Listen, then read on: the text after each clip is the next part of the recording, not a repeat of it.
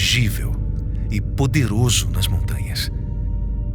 Erguidas imponentes contra o céu, elas guardam histórias de aventura, amizade e preservação.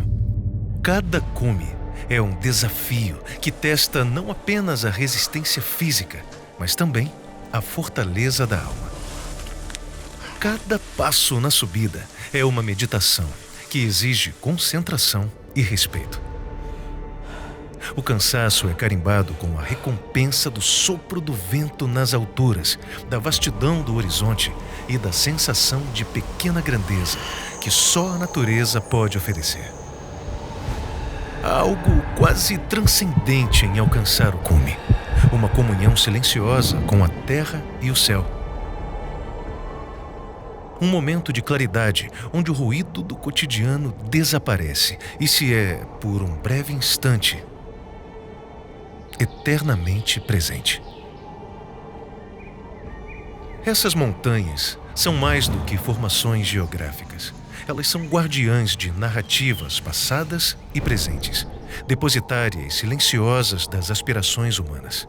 Desbravá-las não é apenas um exercício físico, mas uma viagem interior, onde natureza e ser humano se entrelaçam em uma dança ancestral. Chegar ao topo não é o fim, mas o início de uma nova história a ser contada, buscando ir sempre mais alto.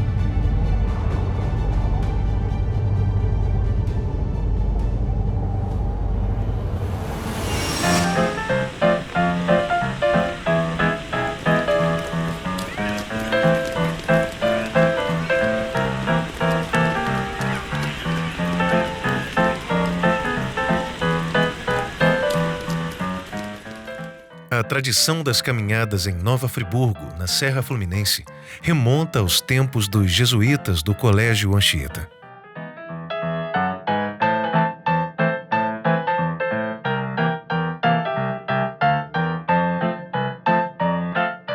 Tudo tem a ver com os alunos internos do Colégio Anchieta, porque o Anchieta se estabeleceu aqui em Nova Friburgo em 1886.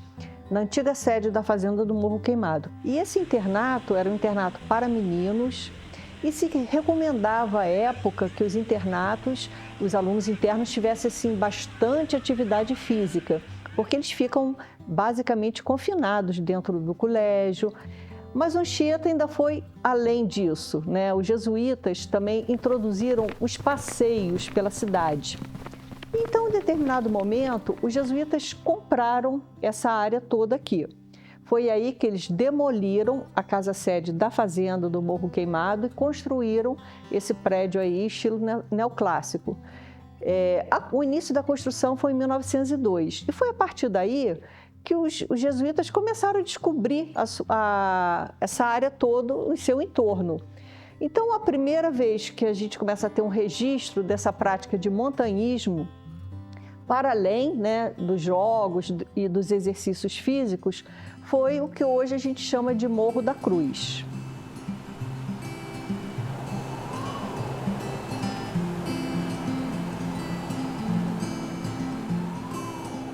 O Anchieta sempre teve essa maneira, antigamente, de subir a cruz, né? Inclusive, eu fui a cruz pela primeira vez mesmo através do Colégio Anchieta.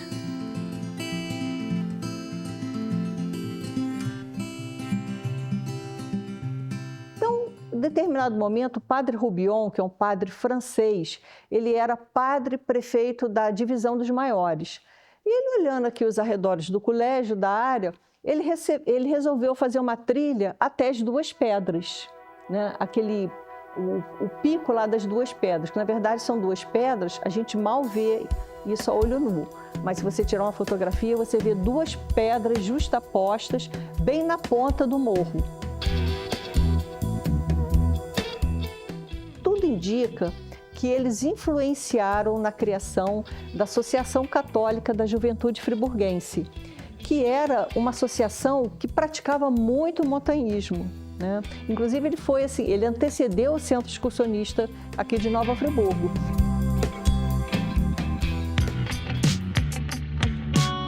Em 1935, um grupo de apaixonados pela natureza fundava o Centro Excursionista Friburguense, o segundo clube de montanhismo mais antigo do Brasil. Nascia uma organização dedicada a explorar e preservar as belezas de Nova Friburgo. Antes de fundar o Centro Excursionista, isso foi em maio daquele ano, eles tinham grande desejo de escalar o que eles chamavam o Décio Monteiro Soares, que foi um historiador, escreveu até um livro sobre isso, uma das 5 montanhas da Serra da Saúde. Serra da Saúde, ele escreveu um texto, o Décio Monteiro Soares, quando as pessoas chegavam na estação de trem, olhavam hoje o que a gente chama de Pedra da Cascata, da Fundação, que desce a cascata, que os suíços viram quando chegaram, é aquela mesma cascata que está lá, né? Então, esses jovens, eles tinham a ideia já de conquistar essa montanha. Só que você imagina, naquela época era figurando no bambu, cara, era, né? E foram e tal. E quando desceram, eles tiveram a ideia, aí que fortificou essa ideia de fundar uma instituição de excursionismo, né? E aí, em julho, estava criado o Centro Excursionista. Ele se formou a partir de técnicos e industriários alemães aqui em Nova Friburgo. Porque eles faziam muitos passeios, e interessante que iam de terno fazendo os passeios. A gente vê, por exemplo, numa das fotos, a gente vê o Otto Siemens, que era o proprietário da fábrica Filó, junto com um grupo de excursionistas.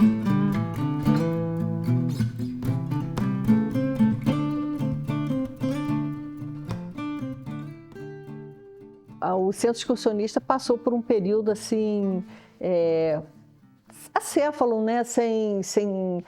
A gente atribui muito a isso a perseguição sofrida pelos alemães aqui em Friburgo. E durante a guerra, o Vargas baixou um decreto proibindo qualquer tipo de reunião entre estrangeiros, principalmente alemães, né?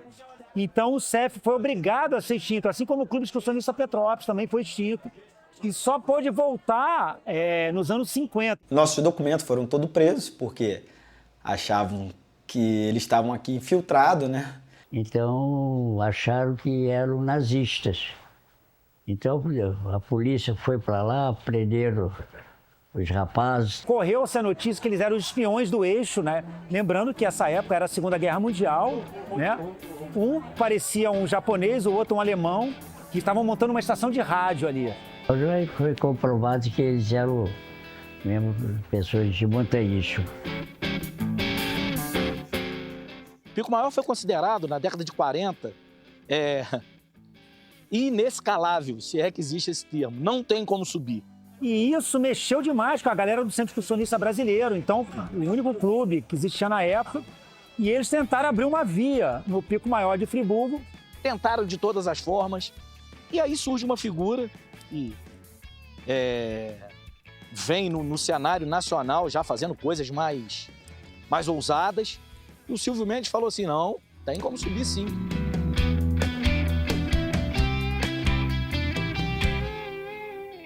E terminou chegando ao seu cume, né? Fazendo a primazia da montanha.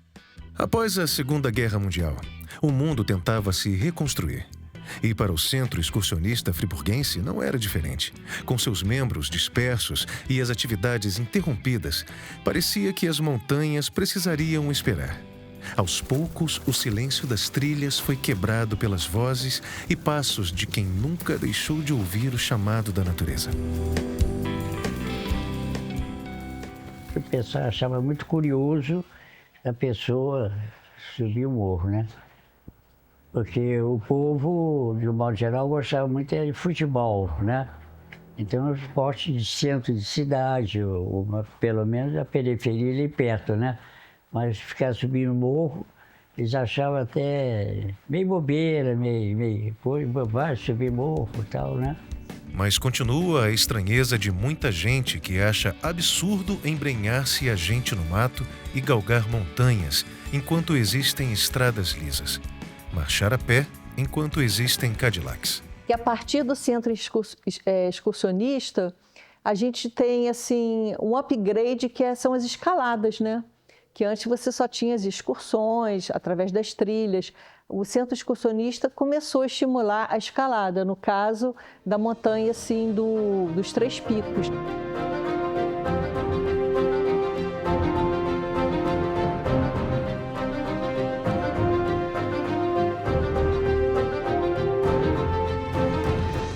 Aí entra a figura do nosso amigo Hermano Fontão, que foi um ícone do centro excursionista friburguense, né, nos seus tempos áureos, e ajuda o Silvio Mendes a conquistar o Pico Maior. O Silvio Mendes, quando fez a primeira repetição do Pico Maior de Friburgo, em 1952, levou o professor junto. Então ele era um professor, né, cara? Vou dizer assim, não era só montanhista, era um professor. Ele viu o grau de dificuldade, não queria se colocar numa situação muito perigosa, né? E aí ele chamou ali algumas pessoas que eu não me recordo, mas uma delas, para a segunda subida, foi o meu pai. Porque foi conquistado o Pico Maior, foi, na verdade, um dos maiores desafios no Brasil de escalada, né? Essa escalada deles não é na face frontal, né? A face leste, é na outra face. E eles utilizavam muito cabo de aço, né? Tem toda a história lá da conquista, que era muita coisa meio artificializada, né? Botava bambu para tentar subir, mas como é uma escalada muito grande lá, eles tinham bastante lance livre nessa escalada. Mas foram 2 dias de escalada, eles dormiram na pedra. Isso pra gente dá um orgulho muito grande da nossa cidade, porque a gente sabe o quanto hoje é difícil chegar lá em cima. Reabriu o centro excursionista no peito e botou uma sede do centro excursionista Alberto Brown. A importância dele é enorme, né? Primeiro, documental, né? Porque a gente conseguiu um acervo através dele. Um fato curioso é que naquela época o conquistador deixava um cartão na montanha e falava para os outros, olha, você tem que ir lá e trazer o cartão para mim. E como ninguém ia buscar o cartão, ele montou uma trupe, o Salonite daqui do Rio de Janeiro, professor Hermano Fontão, e foram lá resgatar o cartão que o próprio Silvio Mendes tinha deixado.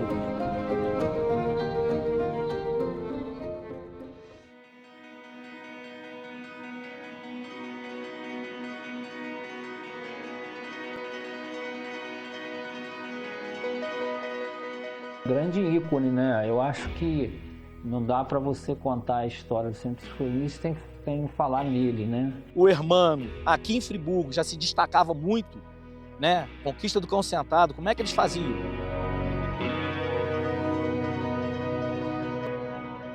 O Cão Sentado, ele foi conquistado com nenhum grampo. Eles, quer dizer, bateram só um grampo. O início dele tinha uma raiz que ia até praticamente a metade dele, então eles subiram pela raiz. Dessa raiz, que seria o meio do caminho mais ou menos que fica, tem um lancezinho chatinho, e aí eles fizeram pirâmide humana, um subia no ombro do outro, e aí passaram o lance, eles se puxavam, e logo depois desse lance tem uma diagonal assim para a esquerda. Só que nisso ele percebeu que tinha uns macaquinhos ali na região que eles estavam subindo, se apoiando nas bromélias.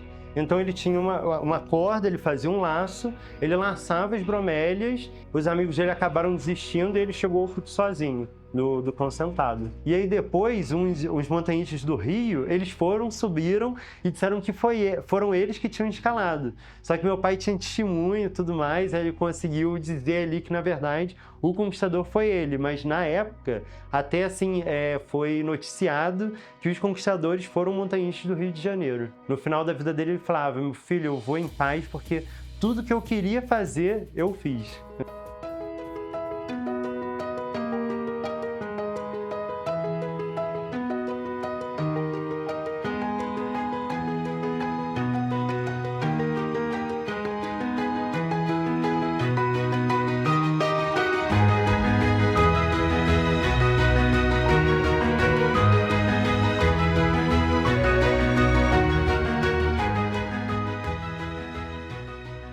Que a gente nem sabia exatamente que existia centro excursionista. Nós éramos apenas uns garotos que acampavam, amavam a natureza. E aí, acho que o Hermano deu a dica, né? Olha só, a gente tinha antigamente, né, o centro excursionista friburguense, por que não tentar, né, juntar montanos ao centro excursionista? E aí aquela rapaziada ali tomou gosto E aí retornou o Centro Excursionista Friburguense. E a Associação Católica, que abraça a ideia, com o Cláudio de Bossan, da reativação do CEF. A gente tinha programação mensal, né? Eu ajudava a fazer a programação mensal do CEF e a gente cumpria aquela programação saindo para todos os lados. Salinas era onde a gente ia mais, né? Mas íamos também para o lado de Lumiar, São Pedro da Serra, Furnas, né? Tinha a chamada Trilha do Barão, que a gente saía de São Lourenço e ia para Castalha, em Cachoeira.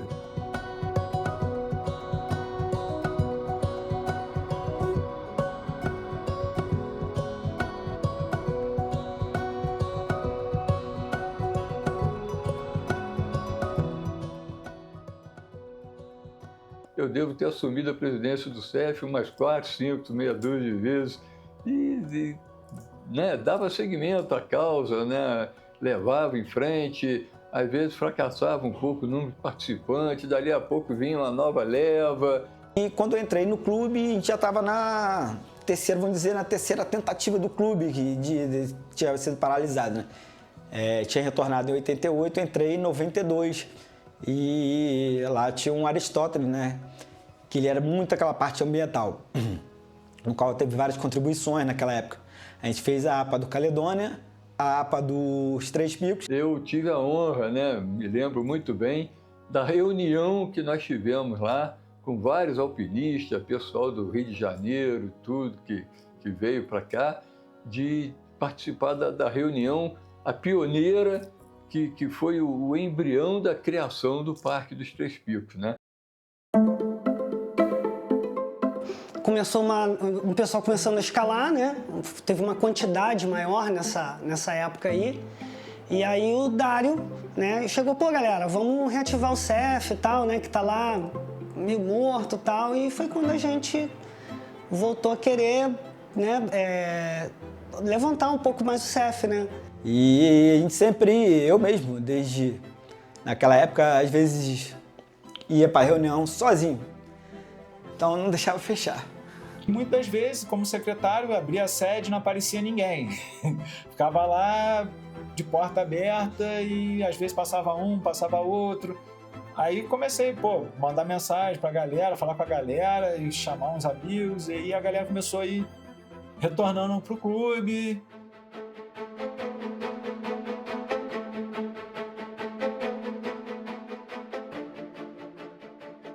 É um ícone da escalada mundial, citado até no New York Times como as 10 mecas da escalada mundial, os Três Picos, que dá origem à flâmula do CEF.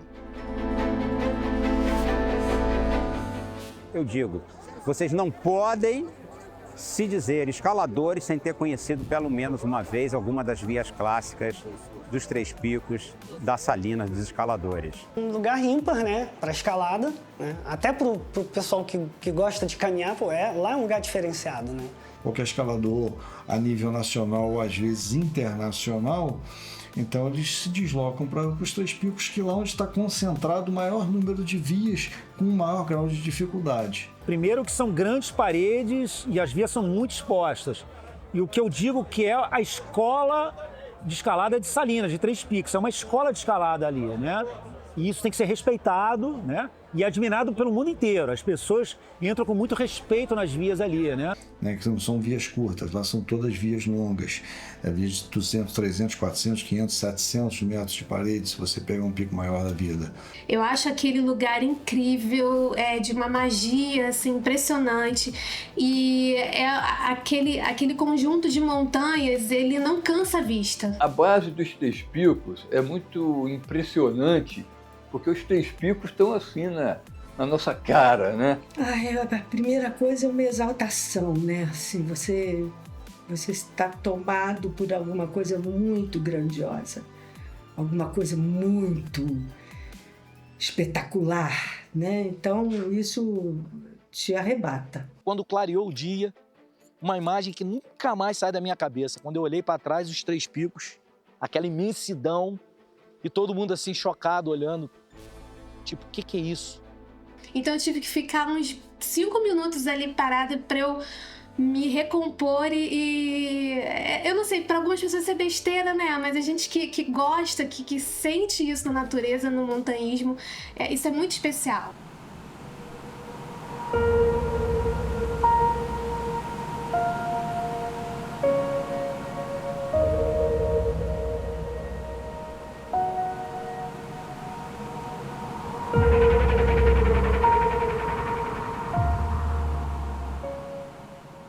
Os Três Picos realmente é assombroso, né? Há 100 anos que eles povoam a mente de todos os escaladores, até do mundo, do planeta, né? Você realmente sente que você tem que se superar, você tem que ir um pouquinho além do limite, né? E é claro, a gente não é mais forte que a natureza. Se a natureza fala, cara, que não dá, não dá, você volta. O tempo, todo mundo sabe, né? O tempo lá pode virar muito rapidamente e você pegar um tremendo temporal e por isso ficar uma situação delicada, se não estiver adequadamente preparado para isso.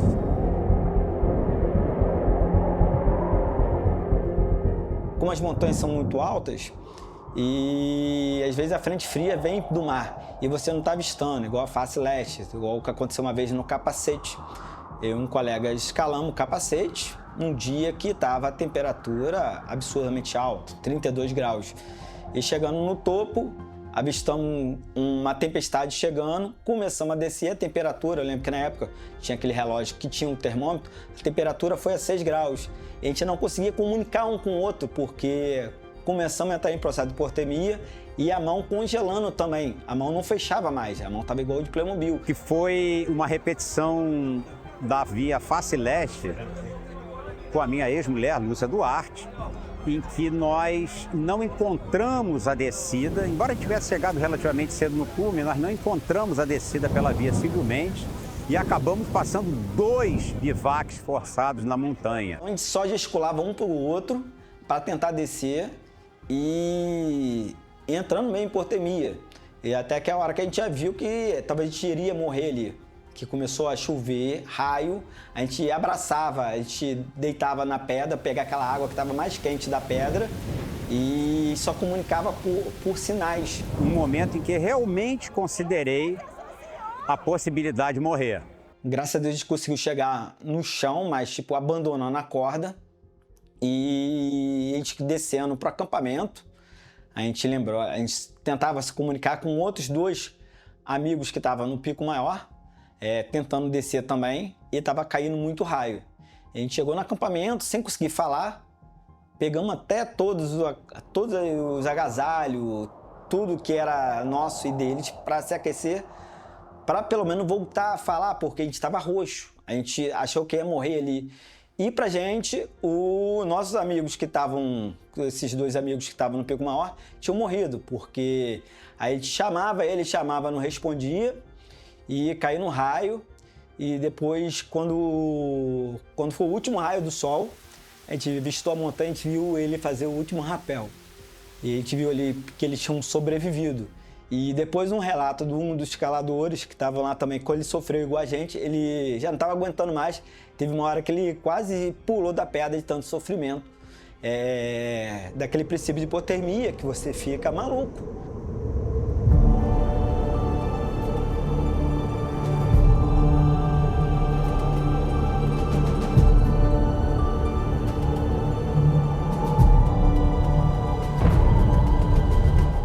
Depois que eu me mudei, eu me associei ao CEF, conheci o clube e me associei com uma oportunidade realmente de conhecer as montanhas de Friburgo, as caminhadas que tinham aqui e também uma oportunidade de fazer amizades, né? Eu sempre gostei muito de caminhada e pelo centro excursionista foi ótimo, que eu conheci muito do município todo de Nova Friburgo com as caminhadas do centro excursionista. No centro excursionista, o ato é excursionar. Então a gente fazia nossas excursões para todas as montanhas e o Caledônia sempre estava inserido. Uns relatos da conquista do Caledônia ali é de 1920 e pouco. Os mais antigos dizem que quando não tinha a escadaria construída pela Petrobras, que era mais, como é que eu vou dizer assim, mais romântico, não sei, que tinha que subir por corda mesmo, um dando mão ao outro e tal.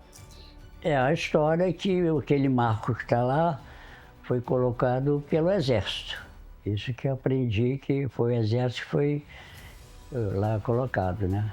Mas a gente, pelas conversas, eu tive a impressão que foi a família Girlan que morava lá, provavelmente foram os primeiros, né? Pelo menos até uma certa antiguidade, seria a família Girlan que morava lá na base, né? Quando você está lá no topo do Caledônia, que é a segunda montanha mais alta da Serra do Mar, né, em 2.257 metros de altitude, você tem uma amplitude, assim, incrível, aquela sensação de liberdade, de paz. Você está literalmente acima das nuvens ali. A gente via um pôr do sol maravilhoso, o mar de nuvens, que a gente ficava acima das nuvens, né, e aquele mar de nuvens embaixo, né.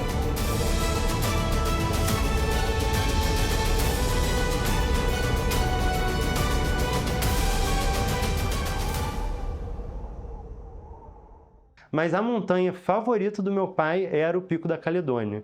Foi a montanha que ele mais subiu, era a montanha que ele mais levava os alunos dele. Um dos últimos desejos dele, né, era ser cremado e que as cinzas dele fossem jogadas no Alto da Caledônia.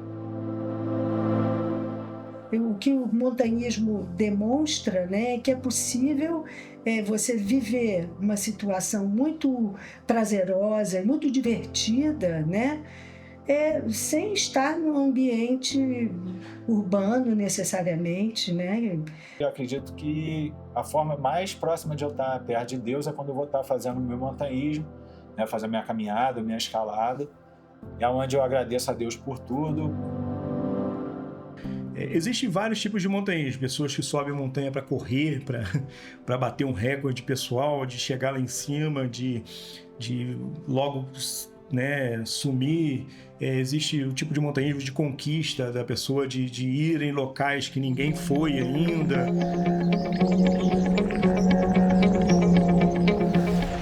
A gente tem 10 montanhas acima de 2.000 metros aqui. São as primeiro até o 10º, assim, né, de altitude, né? Que é a primeira montanha mais alta, que é o pico maior. E a menor de altitude, que é a Pedra do Cão Sentado, ela só é subível, né? Você só faz com dela escalando. As outras você praticamente faz caminhando.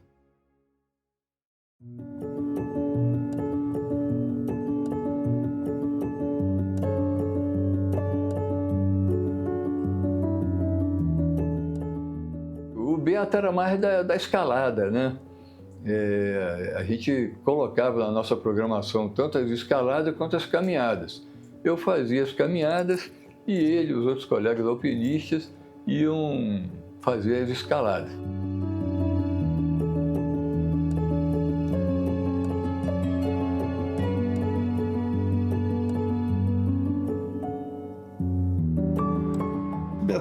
Betão foi um cara que começou isso muito tempo atrás, na verdade, né, até antes de mim, né, ficou marcado até o fato dele ter caído lá do Cão Sentado, né, ele despencou lá das costas do Cão Sentado, bateu lá embaixo, né, e desde então ele não parou, né? Entrou nessa vibe de fazer conquista, ele e o Jocinei. Na época em que conquista você não fazia com furadeira, era na picaretazinha ali, no ponteiro, você tinha que levar uma machadinha numa marreta, né? E ficava ali 20 a 30 minutos batendo até você conseguir fazer um furo na profundidade suficiente para você colocar o grampo. Fica registrado aqui a conquista da Paraíso Artificial na Catarina, quem não conhece, eram 101 grampos, todos eles feitos na marreta.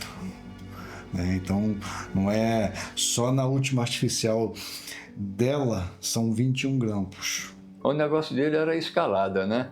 E acabou morrendo fazendo o que gostava, né? Ele estava subindo para escalar na Pedra do Imperador, quando infartou e faleceu, né? De saudosa memória, um grande amigo nosso. Número de registro aqui, 427, 22 de abril de 2023.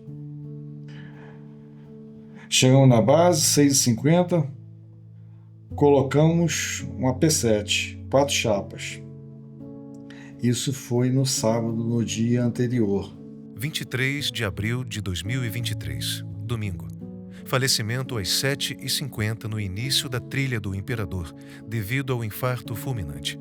Segue sua nova caminhada em paz, meu amigo. Fica com Deus.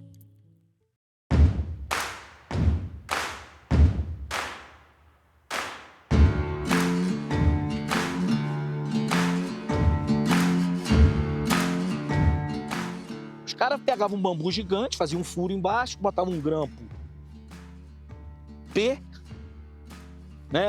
Que a gente chama de... Tinha um nome que a gente dava, né? Cachimbo.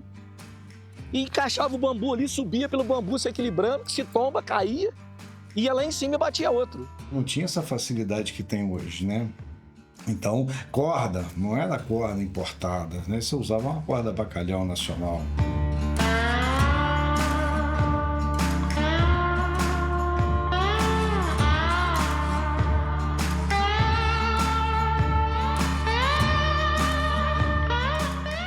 Os caras são corajosos, tá? Porque os equipamentos que eles usaram, as cordas que eles usaram, os grampos, assim, né? Hoje se escala bem diferente do que era naquela época, né? A gente não procura se puxar em árvore, galho e tal, né? A gente quer subir na pedra realmente, né? Segurando onde dá, botando o pé. E essa que é a diferença maior, né? Do início lá daquela época, lá, sei lá, ali foi década de 50. O Concentrado deve ter sido conquistado entre 51 e 53.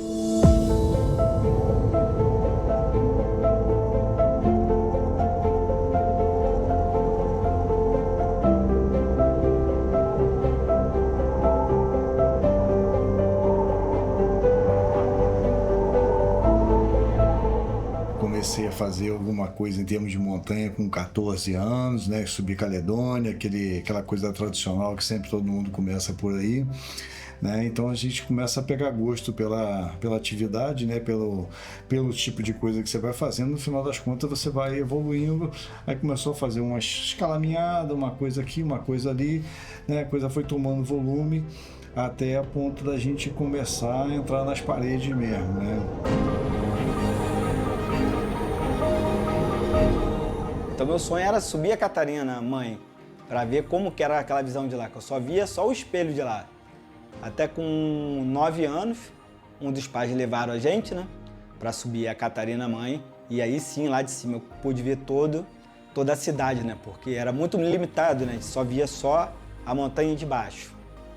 Então, subindo a Catarina, a gente conseguiu avistar todas as montanhas e eu falei, cara, é isso que eu quero para minha vida.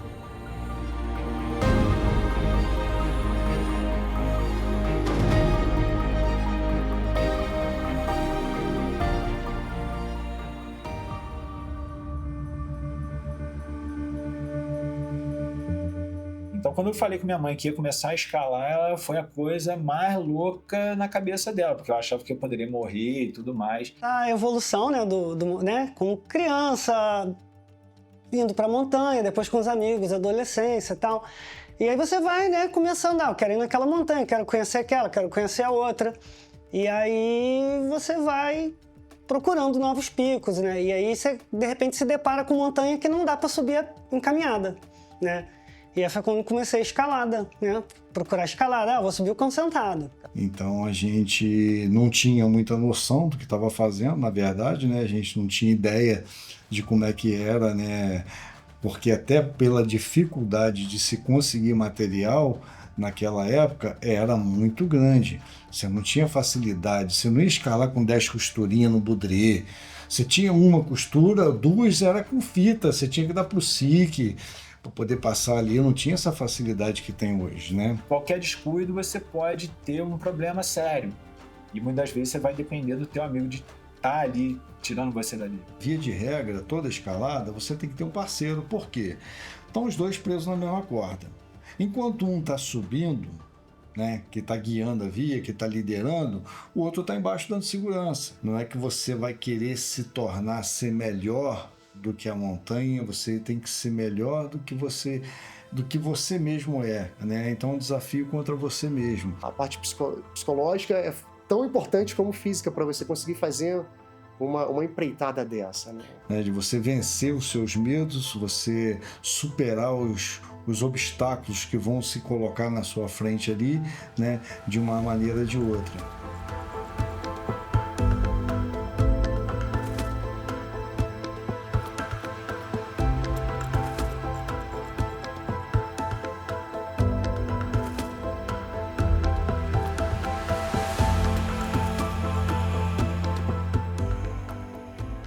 o Instagram, o Wikiloc, eu acho que está meio que destruindo a essência do montanhismo, né?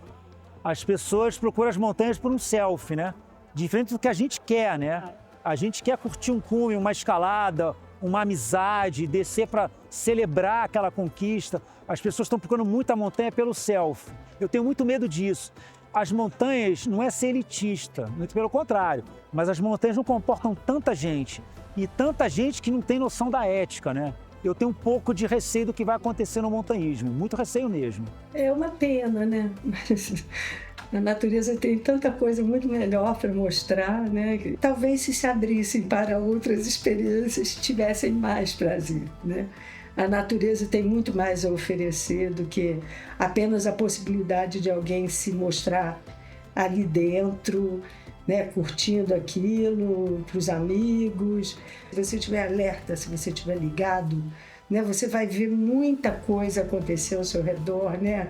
É um bichinho que passa, né? Uma nuvem que faz um desenho diferente, é um céu maravilhoso.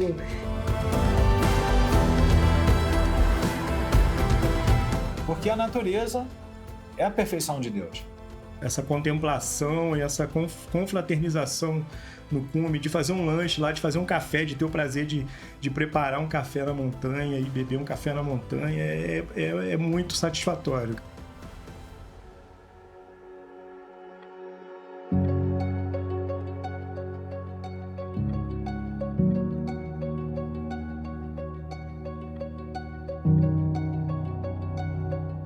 Você pega lá desde 1935, você pegar o estatuto, desde aquela época ele já tinha a preocupação com a preservação do meio ambiente, né? Até está no lema do clube. O CF tem um propósito, né? Assim, da luta pela preservação do meio ambiente com as escaladas e as caminhadas. E o clube também ele está no Conselho de Meio Ambiente, Conselho de Turismo, e são essas interfaces que a gente conversa. Que se tem um problema, levar para lá para a gente tentar resolver. Quero destacar também, é uma campanha que existe até hoje, que é a campanha Traga Seu Lixo de Volta. Naquela época a gente dava muita importância a isso mesmo. Além da gente trazer o nosso lixo de volta, a gente trazia dos malcriadinhos que largava as coisas para lá e tudo. E isso foi dando um vulto para a nossa cidade. Esse projeto foi estendido para o Parque Nacional da Serra dos Órgãos. Uma instituição que preserva o esporte de natureza, preserva o montanhismo, né? Cuida da montanha. A gente vê quando é importante a gente chegar no ambiente e tá limpo, né? Tem que ter um controle de pessoas lá. Aquilo é muito vulnerável, você não pode deixar nada. Se você for consumir alguma coisa, levar um saquinho de lixo para trazer o seu lixo de volta. Eu não gosto de levar grupos grandes para fazer uma caminhada ou uma escalada, né, para evitar a degradação do ambiente. Não retiro planta de lugar nenhum, porque a planta está ali, é o habitat natural dela. Cada bioma tem suas particularidades, né? Onde você deve respeitar isso. Então, às vezes, você joga uma semente de uma fruta ou uma casca de uma fruta no local de onde aquela fruta não é originária, você já está criando aí um crescimento de uma exótica que pode interferir bastante em toda a questão ali ecossistêmica, né, da fauna, da própria flora, né? O fato da gente estar passando por ali, a gente já está, digamos assim, prejudicando de certa forma. Pô, bicho, desde microlixo, passando por entulho, até sofá, geladeira. Devido ao grande número de pessoas que visitam as montanhas hoje e da cultura dessas pessoas não ser a cultura de preservação. Sobem vans com 18 pessoas, assim, 10 vans a cada domingo, né? Despejam ali 400, 500, 1.200 pessoas, tocam música alto lá em cima, deixam muito lixo. Para você ter uma ideia, hoje já tem um instituto que afere que nós estamos precisando de 1,5 planeta por ano em recursos naturais para satisfazer os desejos de consumo da humanidade. Isso quer dizer, isso já está faltando, já vai faltar recurso natural para as próximas gerações.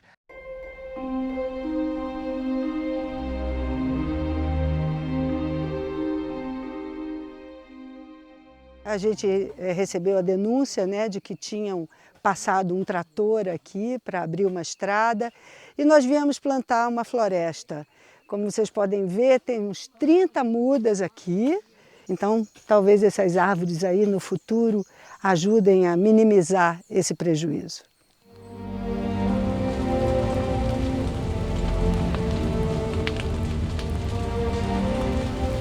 Normalmente é o cara que vai lá e coloca o fogo e depois não consegue dominar aquele fogo.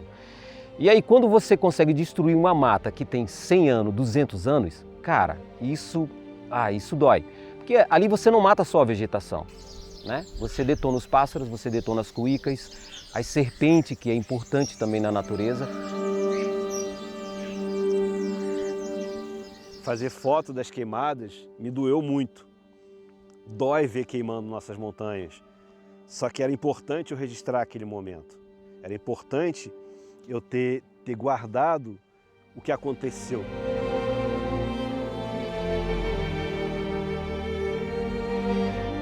Mas eu continuo achando ainda no incidente, né, de você ter uma latinha lá, que ela fica, ou um caco de vidro, e aquilo faz pegar fogo.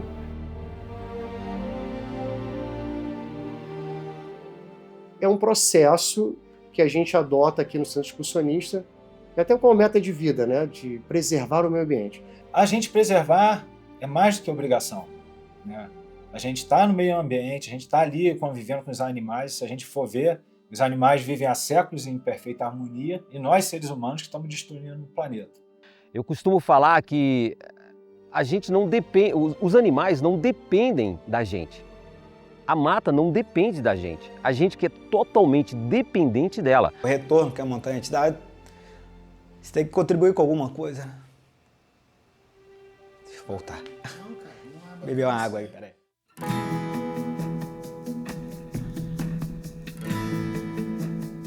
A gente é um montanhismo organizado e tal, mas é um montanhismo que a gente prega também pela amizade, né? Pela galera. Você vê, eu tenho amigos na montanha de 30 anos, que eu tenho certeza que vão ser amigos a vida toda, né? E isso que é a função dos clubes, né? Socializar a montanha, né? Hoje é difícil manter um clube, né? Como a gente, nessa questão da escalada da montanha, é uma amizade que é muito forte, né? Porque a gente fica um dependendo do outro, né? A vida de um fica pendurado no outro. É como uma corrida de bastão, né? Um vai passando para o outro. Eu sei que o Centro Excursionista teve vários períodos que ele parou, mas voltou e hoje está aí. E a gente tem que continuar isso. E eu desejo que as pessoas que passarem pelo CEF, tanto na diretoria quanto pelo corpo de associados, que reconheçam o valor que essa instituição tem na cidade, não só na cidade, mas para a história do montanhismo brasileiro. Né? E eu acho que o importante é a gente manter o CEF, né? Conseguir manter por mais de 90 anos aí. A renovação é que vai manter o clube ativo para que ele se perpetue. Tomara que consiga ter mais de 90 anos aí, né, de história, né, para a cidade, que fique aí para as próximas gerações. Eu creio que se o CEF conseguindo, né, manter com os jovens, com a turma que chega agora, as caminhadas, as escaladas, e nisso daí a gente estando de olho onde a gente vai, né, pela preservação dos lugares todos e tudo, eu acho que seria o ideal, né? O CEF estaria cumprindo o seu papel. Vamos preservar nossa montanha, né? Para deixar para o futuro, né? Para os próximos que vierem, né? Onde a energia é boa, eu me senti à toa e resolvi ficar. Nesse lugar escuto passarinhos e o meu passado eu posso encontrar. Coisa pra ver, acho que até me esqueci todas as vezes que eu parei pra agradecer. Se viajo já não vejo a hora de voltar. Sei o caminho de cor, vejo a lua brilhar, sigo as estrelas e as montanhas ao redor. Vem Não vejo a hora de te dar a mão. Outro caminho temos que seguir. Sim, esse caminho é de uma união, de menos grana e mais preservação. Assim São Pedro